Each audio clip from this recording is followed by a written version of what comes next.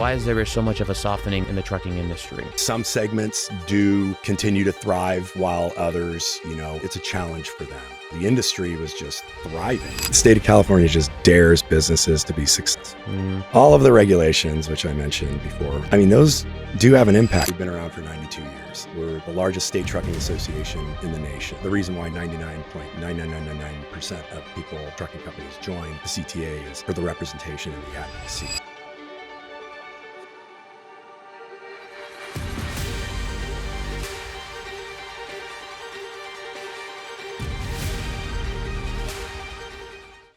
Right now, small family-owned trucking fleets are quietly exiting the California market. What is the downstream impact of this when these exact multi-generational operators are the ones who provide the most reliable, localized logistics service to our supply chain? These are the operators who have the anchored Inland Empire industrial warehouses for decades. But today, they are facing a multi-front war, a brutal 4-year soft freight recession, aggressive state-mandated regulations, and now a massive international energy crisis. The war in the Middle East has triggered a global oil supply shock, driving California diesel prices up towards a punishing $7 to $7.50 a gallon at the pump. Our guest today is Eric Sauer, CEO of the California Trucking Association, who tells us what is happening to the small family-run fleets being completely priced out of the market. When these operators park their trucks for good, they don't just leave the highway, they vacate their warehouses, fundamentally changing the risk profile of industrial real estate. I'm Shy Assar, and welcome to Adding Value.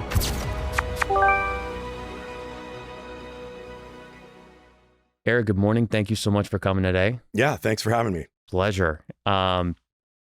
You've been in this industry for about 24 years, 25 years, and you recently noted that the most recent downturn for the last 4 or 5 years has been the longest the industry has faced.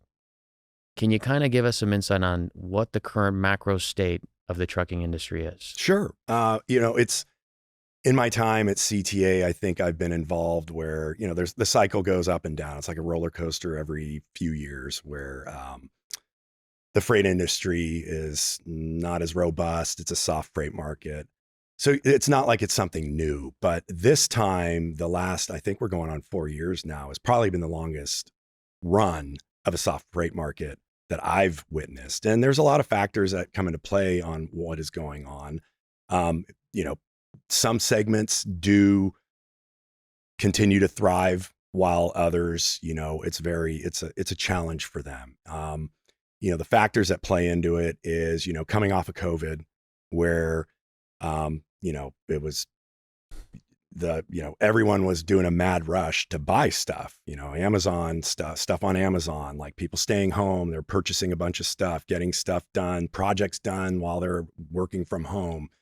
And so you saw just a huge increase of demand for products, which then means more transportation. So, the industry was just thriving. And to meet the demand, you would see a lot of companies purchasing additional equipment to be able to meet their customers' demands. So once things start slowing down, you start seeing, wow, we have too much capacity, not enough product to move. And so, you saw a lot of like financial issues with companies purchasing more trucks that are now just stranded assets just sitting there. So it happens. The market, soft freight market does happen. I think there is going to be some light at the end of the tunnel. You're starting to see that in more segments of the industry. And then others, the trucking industry is just so resilient. Like, I know of a few members that when their predominant market that they service with their trucking company, when it's slow or it's slowing down, they'll pivot to something else. And so a member of ours, he pivoted to like the entertainment industry, and he's been transporting for bands and for sporting events, and his company is just doing fantastic. Whereas previously the market he was in, maybe not so much. So it's good to see, people taking advantage of other markets and kind of pivoting to elsewhere.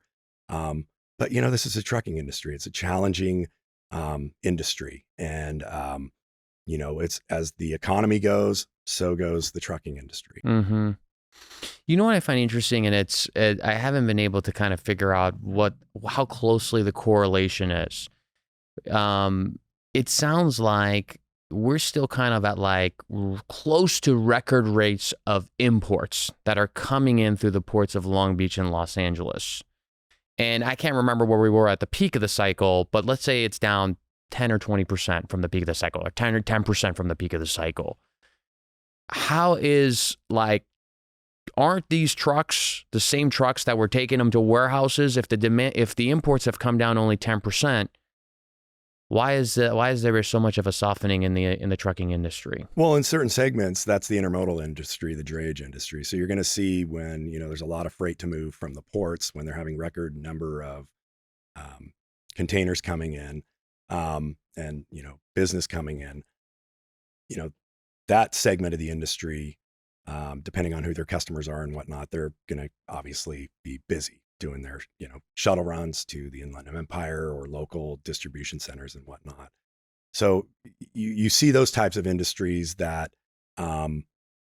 maybe things are continuing to get better or increasing, but there's so many different segments of the industry that, we represent all of the segments of the industry. So you're looking at agricultural, you're looking at heavy specialized, which is the oversized loads that you see, like the space shuttle being transported on a trailer or something like that. Tanker industry, construction, dump, all that over the road. What everybody thinks of a truck and trailer, they think of the 53-foot trailer and a tractor with a sleeper on it. That's, LTL, truckload. So we represent all of these segments, and it's just, there's certain markets that are going to be, continuing to, move and increase the productivity, and you're going to see that in pockets like at the ports and other areas of the industry.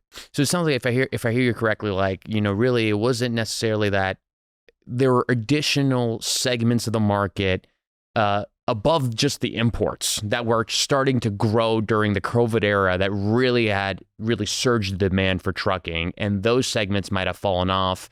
And these imports are still existing, so existing trucking companies are servicing that business. Yeah, correct. And during the pandemic, I don't think I've ever been so busy with work. Like my former right-hand person, probably one of the smartest guys and knowledgeable person in the industry, Chris Shimoda, he and I were the only two running the government affairs department at CTA during that time. And he and I would be working until 9, 10 o'clock, like at night, trying to work through waivers, getting stuff approved, making sure, working with state agencies, federal and state agencies, to make sure that the trucks continue to move. I'm a silver linings person. And so I see the, glass half full, whatever you want to say, but, the pandemic, how, terrible it was, or, however we want to talk about it. There was opportunity there, and the trucking industry was able to capitalize on that during that time. And I also saw a lot of appreciation for what the industry does, for what the truck drivers do, for what these trucking companies do, which is making sure people are getting their products, that they're, they need it now, just in time and all that stuff. So that was, it was good to see. But, following that, gravitas that the industry saw, you don't really see it so much. But yeah, it was, it was a very challenging time, very demanding time, but very rewarding that we were able to, keep the trucks rolling and continuing to service, transport products and making sure people are getting their stuff, and companies are being able to operate and stuff. Absolutely. So it showed a really good appreciation for the industry, which sometimes is kind of hard to get. It's overlooked. Yeah, exactly. That's the word. You said something interesting a little bit earlier in the conversation. Are you getting the sense from your members that, or from the industry as a whole, that we may be turning the corner here? Is there optimism going into the balance of the year and into 27? Yeah, I think there's obviously going to have to be some optimism once things, you start seeing the turn, and you're starting to see that. For us, for a trade association, what's been hard is when times are challenging for the industry and our members, they're challenging for us as well, because trade associations are viewed more or less as a luxury. They're not a need for a trucking company to survive. Now, obviously, we'd like to say that it is, because we provide them with advocacy and regulatory compliance information and all that, keeping them in the loop on, the fast changing and all these proposals that California throws at the industry. But when trucking companies are having to make tough decisions and they go to the balance sheets and they sit there and they say, hey, we need to cut costs. And they start looking at things and they're like, yeah, I really like CTA, but we're just going to have to cut it. So we've unfortunately seen over the last 2.5 years, an exodus of members. Thankfully, it's not from, members saying, hey, yeah, you guys are terrible. You guys don't do anything. It's, hey, we want to support you. We just can't, check back with us in a couple of years. So that's been hard for us. Because companies are in survival mode. Exactly. And so we, as an organization, we understand that, but it's, hopefully they'll come back when things are right, turn the corner. But thankfully it's not from, what we're not doing. It's, obviously a financial decision, but yeah, we feel the pain too. And so Sure. It's been, a very challenging last couple of years. How would you say, the market is California versus relative to other major markets across the country? So I just attended the American Trucking Association's mid-year conference back in May, and Bob Costello, chief economist, really smart guy, he gave his presentation, and it's not just like my counterparts in other states that run state trucking associations, we're all kind of feeling the pinch. Their members are feeling the pinch. So again, different segments either flourish or they continue to do good or pretty good, and then others are going to maybe not do so good. And so each state has to grapple with that. So it's not just it's not just a California issue. So can you tell us a little bit about your guys' organization, your history there, what it is, the value proposition it is you guys have for your members, and why you guys are so important to the trucking industry? I'd love to. Good. I got to do a commercial for my employers. So we've been at the California Trucking Association. We've been around for 92 years. We're the largest state trucking association in the nation, membership wise. And what we do is we provide representation, advocacy, representation at the state capitol and with, various state agencies. That's tried and true, the number one reason why people join an organization or a trade association. You're a voice for the industry. Correct. The education, compliance, information, driver betterment programs like recognizing drivers through our Driver a Month program and Truck Driver Championships, which is a fantastic event. Love to have you there and check it out next year. Yeah. So we do, we also offer discounts on certain products and services, but I would bet to say that the reason why 99.99999% of trucking companies join the CTA is for the representation and the advocacy, more or less keep government off my ass so I can continue. And we've enjoyed the last 6 years or so. And I always say this whenever I say this, I think people are thinking I'm from Mars because it's California and it's a highly regulated state, which by the way, we do have 400,000 regulations in this state, which is far exceeds the next state. So there's a lot to deal with, not just with trucking, but all businesses are subject to those things. But for us, it's, each and every year, the representation that we have to provide is, the state of California is meets every year. They're in session every year, and they introduce 2,000 to 3,000 bills every year. Not all 2,000 to 3,000 have to do anything with us, but this year, for example, we were tracking 100 bills that could have an impact on our industry or the downstream impact on warehousing or whatnot. So for like I said before, the main reason why people join is they want protection on or fight for them on these things. And we've been able to score some really big victories over the last few years, whether through legislation, representation, or through litigation with various state agencies. And we fight for our members. We fight for our organization. And that's what you have to do when you're in California. And I'm not, not dismissing, what the agenda is or whatnot, but when, things that come out that are, could be damaging or catastrophic to the industry you represent, unfortunately, you have to take that on and you have to rise to the challenge and represent your members. And so we've been able to do that extremely well over the last several years. I can see how that'd be like a full-time job. Oh, With the it amount is. It is. just fighting the regulations. Yeah. And we have 3 lobbyists. So, you have to invest in representation in California if you're a business industry or an association. If you don't, then what are you offering your members? You're not gonna be in business. And so we really, that is a priority for us and has been for the last several years. And it will continue to be because it's California. And I just, I don't see anytime soon where a lot of these proposals or thoughts or, hey, let's look at doing things a little bit differently. I don't see that train slowing down anytime soon.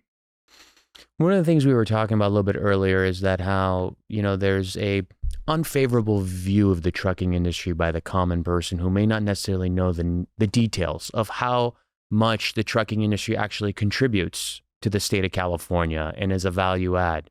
Can you share with us a little bit about kind of what these companies are doing out there and benefiting the state? Absolutely.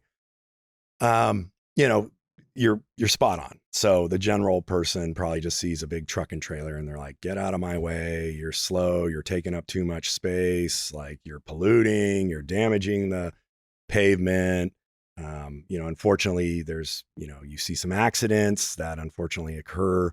But for California and the trucking industry, what they provide to the state often goes overlooked by the general public. And, take, for example, when people want to talk about the roads being beat up and the infrastructure beat up. I mean, the trucking industry pays, I believe, over $2 billion a year in fees that go towards road improvement. And we represent, I don't know what the number is, but we represent very small scale of motoring vehicles on the roadways. So we pay more than our fair share into the transportation funding pot through weight fees and other mechanisms. Safety, we're the only state in the nation that is subject to 2 truck safety programs. So the Federal Motor Carrier Safety Administration, which is under the US DOT, they have their federal regulations that trucking companies have to abide by or comply with. And then the state of California has the California Highway Patrol's BIT program, which is the Basic Inspection Terminal program, another truck safety program. So there's 2 truck safety programs that trucking companies are subject to. Unfortunately, accidents happen. You've seen a few high profile ones over the last, few months, which, is very sad. But, these are the rules that trucking companies have to abide by. They're not just like, driving around with no safety regulations. And then this is head above every other state, right? Correct. Yeah. We're the only state in the nation, I believe, still that has 2 truck safety programs. And then we also, we're subject to the most stringent emission requirements for the trucking industry. That started with the on-road truck and bus regulation, which I believe was adopted in 2010, which requires trucks to meet certain model year emissions levels from those trucks. And so right now, like, you cannot operate in the state of California if you do not meet those. There's a registration ban. If you do not meet the compliance, like if you have an old truck that, hey, it only drives like this amount of times a year, if it doesn't meet like a low mileage exemption, you can't drive it anymore because it doesn't meet the certain requirements for the regulation. So we're subject to that. We're subject to periodic smoke testing, the Clean Truck Check program, which is like a smog check program for trucking industry, which the industry isn't very fond of right now because there's a lot of kinks that got to get ironed out with that. But so you have that, you have all of these things that I mentioned before about, the general public. I don't think they understand and they know, and why would they? But we are, paying our fair share. We are, it goes towards protecting the roadways. We are subject to these safety regulations, and we are subject to these emission regulations as well. And all of these regulations are essentially costs that are being passed on to these trucking companies that they're absorbing. Well, some probably are. I know that, there's back at when the environmental regulations were being enforced and implemented, you saw trucking companies assess a California surcharge fee to deal with the increased costs. And that's what happens. It's, let's take, for example, the Advanced Clean Fleet regulation, which was proposed and ultimately withdrawn by CARB. They were not going to move forward with that. We also litigated on that, but and we could talk about that in a little bit more detail on what our issues were with that. But with these regulations on, you're looking at, let's just take the ACF for example, the cost of a truck. I mean, it's $300,000 to $400,000. Cost of a diesel truck or for an electric truck at that time was like $300,000 to $400,000, whereas trucking companies could get a diesel truck, which is still legal to operate in California, for $100,000. So you have a 4-to-1 ratio cost. The infrastructure to support that, trucking companies would probably have to, invest and purchase charging stations to put into their trucking facilities or warehouses that they lease or own. There's a cost there. The added weight for these trucks is significantly higher, which means reduced payload of what you can. So that means more truck trips and whatnot. So in other words, because of the added weight, because in the batteries, they can't load as much inventory as they could beforehand. Correct. So you are subject to 80,000 pounds gross vehicle weight. That's the top. That's the limit in our state and all states. And so it's 80,000 pound gross vehicle weight. And when you add more to your power equipment, you're doing less for what you're able to haul. So that means more truck trips. And so, the state and the public probably doesn't want more truck trips out there. So it's not a knock on the technology. The technology is going to get there. Like it will. It's just like, I don't know, my iPhone, but you have like, remember back in the day, the big cell phones and down to like a pocket supercomputer in your pocket that you can put in your pocket now. So it'll come down, the weight will come down, the cost will come down, but it just at that time when that regulation was introduced and what the kind of the unrealistic approach that was contained in that regulation, it just wasn't going to work. And so I think we'll get there. I know that a lot of quite a few trucking companies have been demoing electric trucks. I know there's been a lot of in the news lately, trucking companies utilizing the Tesla trucks and just singing their praises, saying how great they are. And they are great in certain applications. But we also, you got to address the charge time, the range of those vehicles, and they're getting better and they will continue to get better. And I think in, the very near future that it's going to let the companies make that decision. Sure. If it makes sense, they're going to do it. And it's, but if it doesn't, and it's just, not going to make financial sense, then that company is not going to be able to survive under that regulation. But to get to your point on the added costs, exactly. The trucking companies, they can't absorb these added costs. They're transporting other people's property and products. So they'll pass down, an increase surcharge to their customer, and then the customer ultimately is going to pass it down. It's going to get passed down through the supply chain in some form or fashion, and the consumer is going to be paying more ultimately. A quick note for our listeners. If you're an owner, asset manager, or leasing manager with 100,000 plus square foot building and vacancy coming up in the next 18 months, I'd love to talk. A lot of assets in this market have been represented by the same legacy brokers for years. Sometimes that works, and sometimes it doesn't. If you're ready for a fresh, aggressive approach to reposition and market your property, please contact us. I'm Shy Assar with Voight Real Estate Services, and let's add value to your portfolio. Well, I think what's interesting for us on kind of the industrial real estate side is obviously there's downward pressure just from the from the economy on the industry. But then when you start to kind of add in these new layers of regulations, for folks who own, trucking terminals, truck yards, and who were getting, because at the peak of our market, those numbers were, just to kind of put it in perspective, peak of their market, on things were leasing on a land square foot. And there was so much demand for trucking related uses, yards, not necessarily, there was demand for warehouses, but we're talking specifically in those types of properties. I think in the Inland Empire peaked at like 60 cents a square foot, which was the high water mark. And right now it's all over the place. It really just kind of, Well, yeah. What's the range right now? it's incredibly inefficient because, the properties are all so unique. Yeah. And there's an oversupply of a lot of this inventory. But what we found is that if the property happens to fit the exact requirement for the trucking or logistics company, and it happens to be in the exact right place that they need to be located at, they are still willing to pay a higher rent closer to that peak number. Let's say that number is, for the argument's sake, 50 cents a square foot or mid 40 cents a square foot, right? Which you would look at it and say, that's only maybe a 10 or 20% drop off in rent. That's not so bad. But for every one of the deals that happens that way, because the demand has fallen off just overall, there's 6, 7, 8 sites that just aren't leasing, because then the question becomes, is not necessarily what's the property worth. The question becomes, if the demand's not there, you can't even quantify that. Yeah, and these companies are going to do what they can to service their customers. And so, hey, look what the facility I'm getting to service you. This is stuff that we're doing to accommodate the loads that we need and the demand that you need for us to service you. So, yeah, you're going to see the scramble drill for that. For sure. Yeah.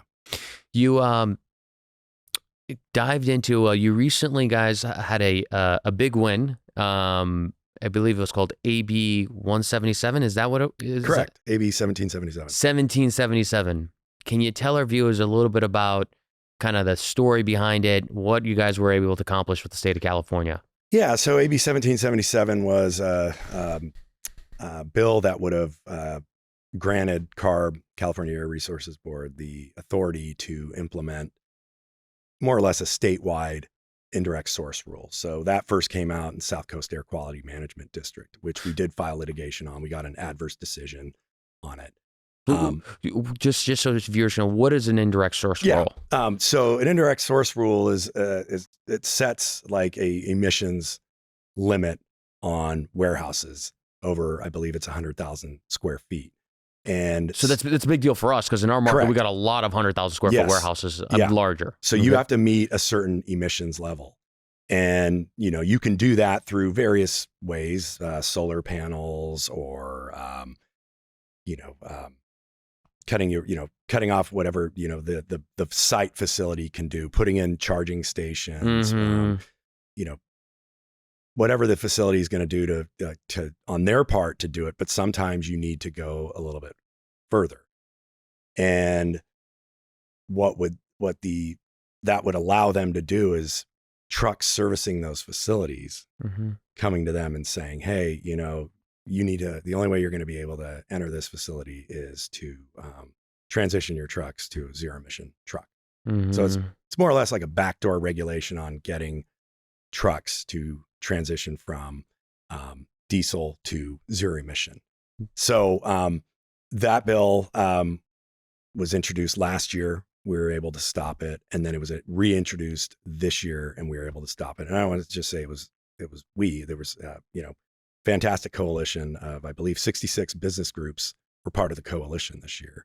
And it's, again, this isn't stuff that all these groups are against. It's just, this is just not the right way to do it. Let's look at other ways that work for both, the regulatory agencies and these industries that are subject to these rules. And so, that bill was stopped again this year.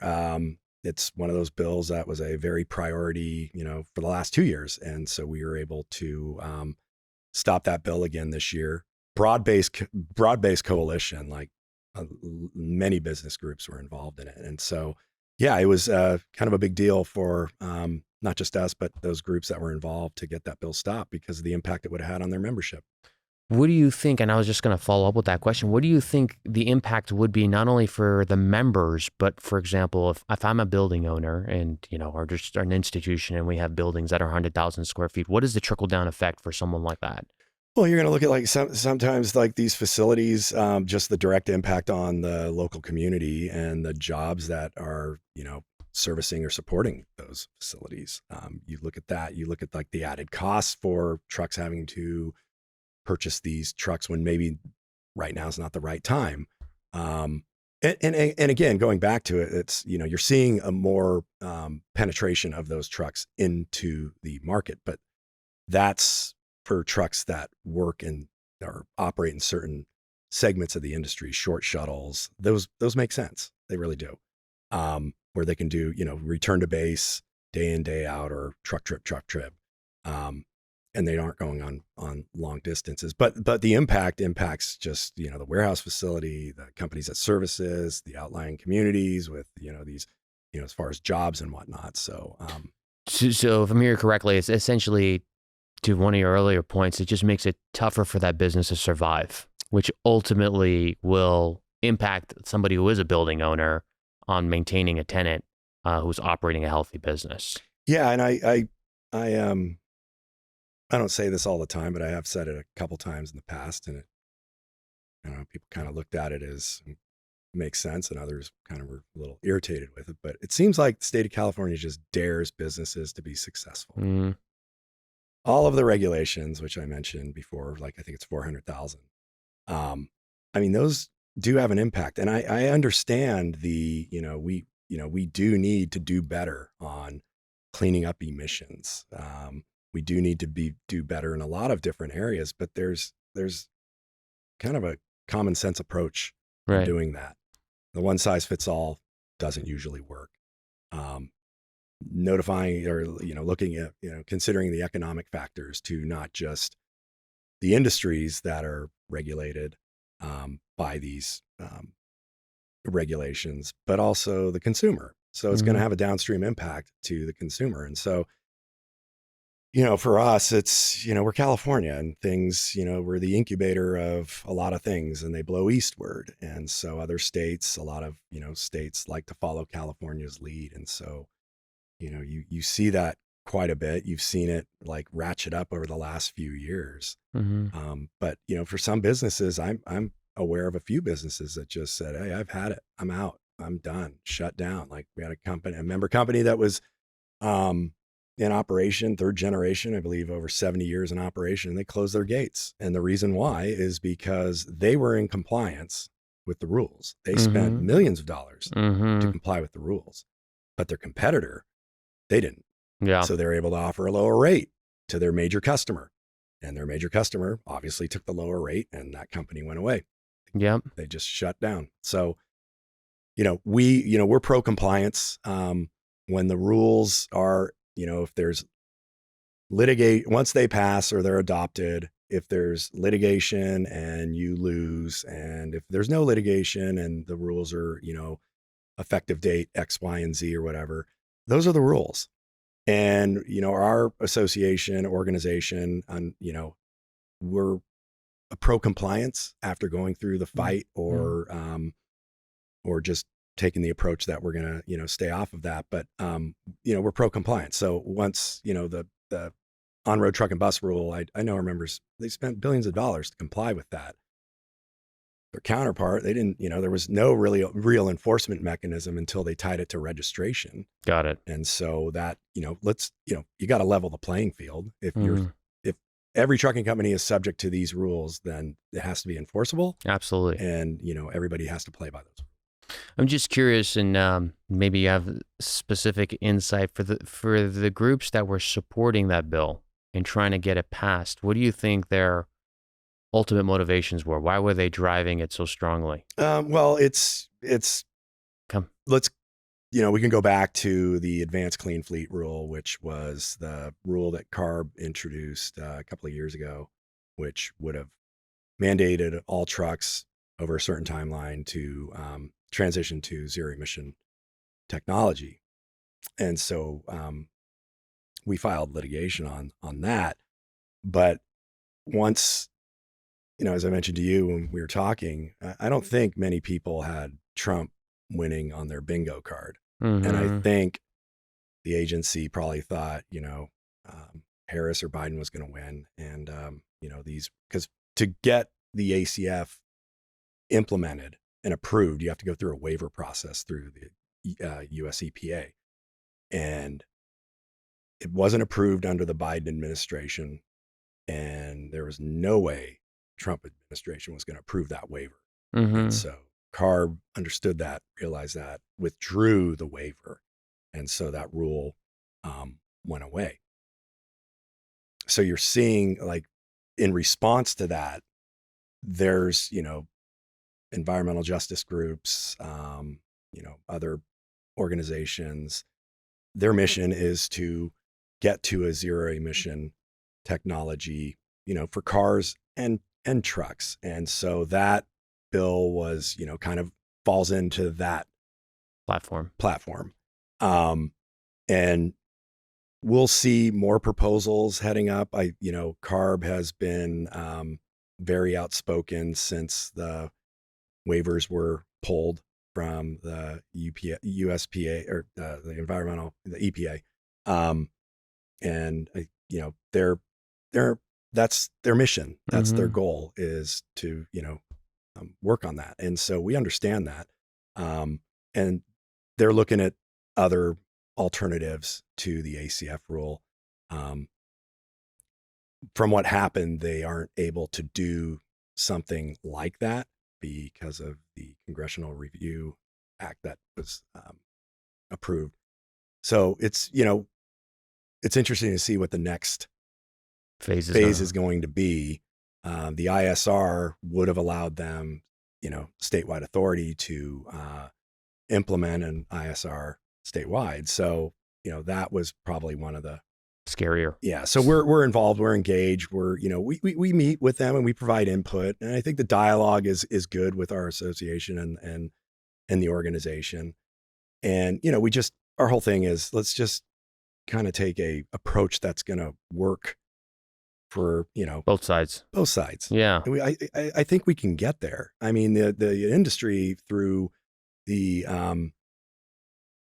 rules and regulations, and then also just, the technology has gotten better for diesel trucks. I mean, it's night and day from when I started. I mean, through these regulations and, people moving to newer, cleaner burning diesel trucks, I think the reduction is down, like, it's at 99.5 or 0.6% reduction. Like, I think the stat is like six or eight trucks. One truck now equates to like 6 or 8 trucks back in the day. That was just, it's a huge improvement. The emissions that were produced from that truck. So there's significant gains that have been going on. And I understand there's more that can be done and will be done. And it just has to happen. That transition has to happen to where it makes sense for everybody. When we were talking a little bit earlier, you mentioned something that was I found interesting, is you mentioned that there's growing awareness now of what's going on in the trucking industry and the regulations, especially from a lot of the industrial landlords. And you're seeing more engagement from them because they're recognizing how it's all intertwined in the supply chain. Can you just tell us a little bit about that? The logistics industry, the supply chain. Yeah. So there's supply chain in California. I mean, it's the biggest economic driver. And, over the last few years, we're starting to, I think the warehousing industry and other industries, associated with the supply chain, they all realize, like, hey, we're kind of in this together. Like, if that rule impacts the trucking industry, it's definitely going to impact my customers. It's definitely going to impact my warehousing. It's definitely going to impact, who leases these facilities. Correct.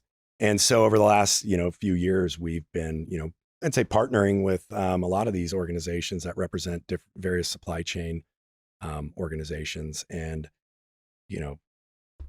Fran Inman, Majestic, really, she is the queen of logistics and supply chain. She's the best. She's the greatest. She has really done a great job of pulling people together and saying, hey, you guys got to realize, like, this impact on them is going to impact on us. And so we have a few members that have warehousing folks that have joined the association over the last several years to be in the know and to, make sure that they're seeing that, hey, these are not just going to impact us, they're going to impact you. So, like I said before, it's like, I'm a silver linings guy, glass half full kind of guy, whatever. When those types of things happen, it provides opportunity. And the opportunity is, groups that may not see eye to eye all the time, but when it comes to these types of things, there is going to be an impact to each and every one of you. And so developing the coalitions is always important, strengthen numbers, that kind of thing. And also letting them and others tell their story of, hey, how this is going to impact for sure my members, their businesses, their employees. That's the thing that's, really resonates with people is we've done a really good job over the last several years of connecting key lawmakers with our members in their districts and let them tell the story. Mm-hmm. Let them show how that proposal, this is the impact it's going to have on my operation. And you know how many people I employ here? 200 people. Those are all people that live in your community. If I go away, they're not going to have a job. Mm-hmm. So we've done a lot of those, meet and greets or tours of the terminal. And I would highly, recommend to other groups out there that, do the same. If there's a regulation that's going to have an impact, meet with that elected official, tell the story.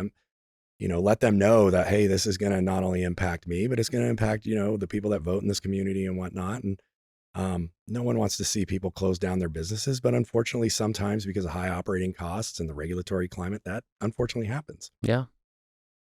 Well, Eric, it's been a pleasure conversating with you. Very fruitful information. I appreciate you coming down. Yeah, thank you. No, this has been great. Yeah, enjoyed it as well. Thank you, Eric. Thank you. Thank you for listening to Adding Value with Shy Assar.